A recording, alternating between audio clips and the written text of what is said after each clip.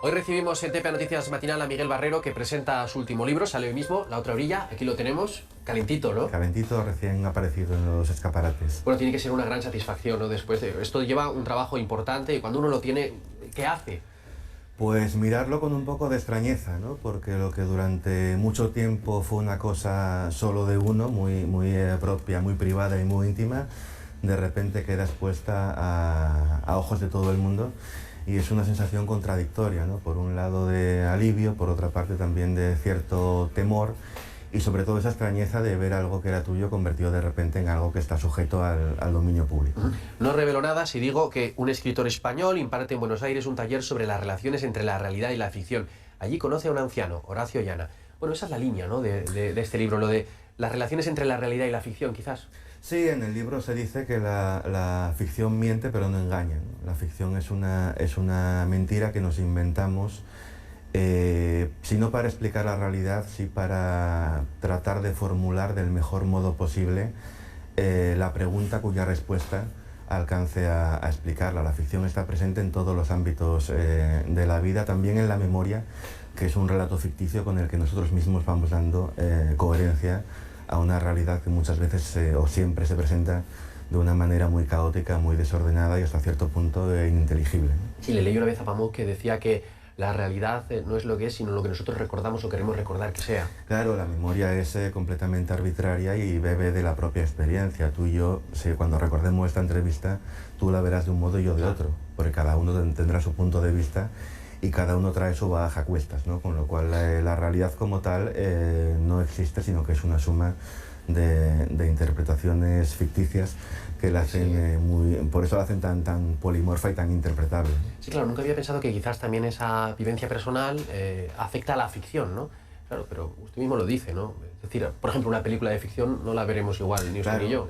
Y una novela cambia en función de la persona que la lea, porque en realidad al leer, además de leer el libro, nos leemos a nosotros. Nosotros entendemos lo que percibimos de acuerdo a lo que nuestra experiencia conoce o recuerda. ¿Y no le ocurre a usted a lo mejor cuando lee alguna novela? Bueno, me salgo del libro, pero es una reflexión que se me ocurre mientras habla. De alguna persona que usted conoce, el autor lo conoce o la autora, también le marca eso, ¿no? Dice, uy, está, o no, o es capaz de abstraerse. Claro, yo había escritores amigos míos a los que evidentemente, o creo que leo de una manera diferente a como los leería si no los conociese, ¿no? Eso es inevitable. La gente que me conozca, pues seguramente leerá este libro y encontrará claves que no vean otras personas que no saben quién soy. Bueno, ¿hay algo de la Divina Comedia en este Hay mucho de la Divina Comedia, porque la Divina Comedia es un libro que se fundamenta en buena medida en eso. Dante fue uno de los grandes autoficcionadores de la literatura universal. Él se inventa un personaje que es él y lo pone a recorrer el infierno, el paraíso y el purgatorio, para en ese viaje dejar constancia de cómo él quiere que se lo recuerde, de cómo él interpreta el mundo y de cómo él toma partido en una realidad muy convulsa que fue la que vivió y fue la que lo terminó exiliando de su Florencia natal hasta Rávena, ¿no? Hay muchos personajes, pero he leído, nada ni nadie es lo que aparenta. Sí, porque viene a raíz de esto, ¿no? Ni el propio Dante era quien él quiso aparentar ser, ni ninguno somos en realidad lo que aparentamos, más en estos tiempos en los que las redes sociales ofrecen una plataforma inmejorable para ficcionalizarnos, ¿no? La imagen que proyectamos en ellas no es la imagen, no es la persona que realmente somos. Esto ha pasado siempre. Todo el mundo proyecta ante los demás una imagen determinada en función de la circunstancia.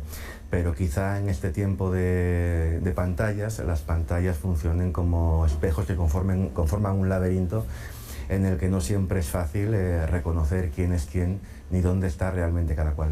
Ya, pero me imagino que a la hora de construir una novela con tantos personajes es muy complicado definirlos bien, ¿lo tiene que pulir mucho cada personaje? Fue complicado, la novela tuvo varias reescrituras, hay muchos personajes, pero hay algunos que ya no están porque se cayeron en ese proceso de reescribir. Y sí, quería que cada uno tuviese su particularidad, y esa capacidad para camuflarse bajo una apariencia que no se correspondía con su verdadera identidad. Esto es interesante porque hablaba usted del mundo de las pantallas, en lo que parece que todo es más simple. Todo es más simple en apariencia, porque en realidad es muy complejo, ¿no? Nunca sabes realmente quién está al otro lado de la pantalla, porque sabes lo que él quiere que tú sepas, o lo que él piensa que tú quieres saber, ¿no? Hay una controversia perpetua entre quiénes somos, quiénes queremos que crean que somos y quiénes creen los demás que somos. Es una dialéctica muy enrevesada, irresoluble, que es en parte la que vertebra esta novela. Bueno, y quizá uno de los grandes problemas de la sociedad, ¿no? Bueno, veíamos algunas informaciones ahora, ¿no? El problema de quiénes somos, quiénes queremos ser, quiénes quieren que seamos, etcétera. Pero eso trastoca un poco a lo mejor la propia sociedad, no lo sé si... Claro, porque en tiempos en los que todo era más sencillo, en los que no había tantos mecanismos de exposición pública, esto quedaba mucho más diluido en esferas íntimas. En el momento que todo lo que hacemos, todo lo que decimos, todos los viajes en los que estamos son sometidos al escrutinio generalizado, evidentemente surgen problemas que no existían antes y que, bueno, se pueden agudizar o aminorar muchas veces en función de cómo se tome cada uno ese contexto. Yo a veces digo que era más feliz cuando no sabía lo que opinaba todo el mundo. Claro, cuando nadie te podía llamar a cualquier momento, nadie sabía dónde estabas, nadie te tenía completamente localizado todas las horas del día, ni te podía reclamar en cualquier momento. Y llegamos hasta aquí. Llegamos aquí, o sea, sí. ¿Por qué Buenos Aires? Porque la novela nace de un viaje a Buenos Aires en el que un amigo me lleva a conocer de una manera totalmente azarosa un rascacielos, el Palacio Barolo, que cumple 100 años el 7 de julio, este año, que es un rascacielos que un multimillonario italiano emigrado en Buenos Aires quiso construir inspirándose en la Divina Comedia. Es un edificio portentoso con los 3 niveles, infierno, purgatorio, paraíso, y cuya historia esconde una vamos a decir, trama de conspiraciones identitarias que tenía mucho que ver con este tema y que daba la excusa perfecta para meterse en estos territorios. Sí, el edificio es un personaje más. Es un personaje porque, aunque aparece poco, su sombra sí recorre toda la novela, ¿no? Porque nace de un momento en el que la comunidad italiana en Buenos Aires, que era muy numerosa a principios del siglo XX, piensa que Europa se destruye con la Primera Guerra Mundial y deciden de alguna manera importar en el nuevo mundo que ellos están empezando a explotar, símbolos que preserven la identidad de lo mejor de la cultura europea, simbolizándolo en este caso en la comedia guindante. El hecho de hablar de un edificio, de una ciudad que no es la suya, que está tan lejos, ¿ha requerido de mucha labor de documentación? Bueno, por una parte requirió de la documentación exhaustiva a la hora de hablar del edificio y de la historia que lo promovió. En cuanto a la ciudad, es la ciudad que yo viví el tiempo que estuve allí. Son trazos en cierta medida muy impresionistas. De hecho, un amigo que la leyó me dijo el otro día que era un Buenos Aires que no respondía a la imagen arquetípica de Buenos Aires, y es verdad, porque yo no viví esa imagen arquetípica. Yo no fui un turista, sino que fui una persona que fue allí a dar un taller de escritura, con lo cual la ciudad que yo viví dista mucho de la ciudad, vamos a decir, folclórica, que suele ver quien va a Buenos Aires con un espíritu turístico, ¿no? Quizás una Buenos Aires que reconozcan los porteños. No lo sé, eso habrá que tendrán que decirlo ellos. Yo tengo mucha curiosidad por saber cómo la van a leer, porque además la novela, hasta 2 escritores argentinos, amigos míos, me ayudaron a doblar a los personajes argentinos porque quería que su voz sonara bonaerense. Yo no podía hacerlo solo y les pedí que lo hicieran, pero les mandé los diálogos solo, sin el resto de la trama, con lo cual no entendían nada. Claro. Simplemente se limitaban. Una traducción literal, digamos, ¿no?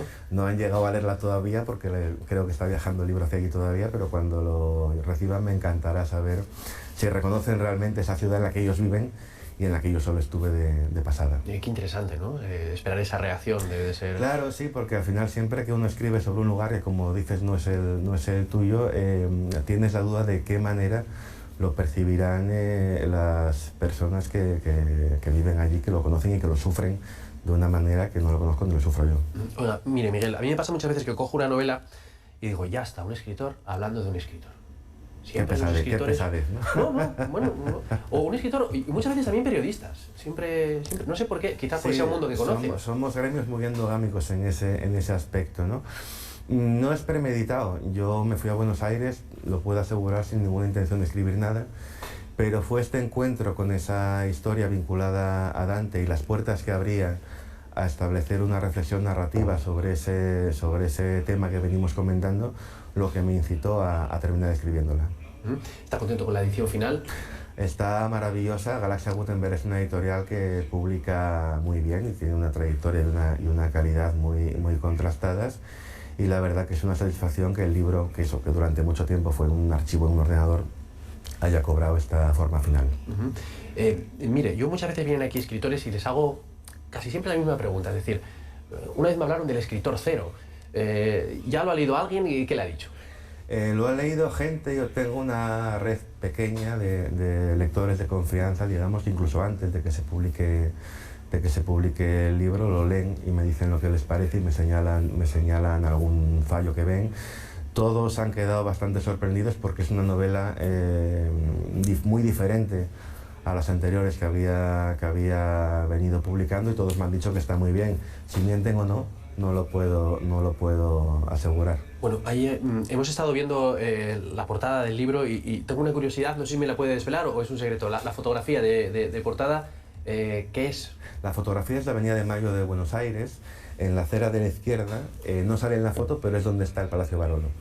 Es el edificio del que hablamos. Los inspiraron la Divina No, precisamente Comedia. le iba a decir, no sale el edificio No sale aquí porque el edificio, ese edificio es mucho más alto, mucho más grande. Porque era parte del juego que el edificio no apareciera en la foto, pero sí la sombra, el lugar en el que está. ¿no? Mire, yo tengo que preguntarle, usted es el director de la Fundación Municipal de Cultura.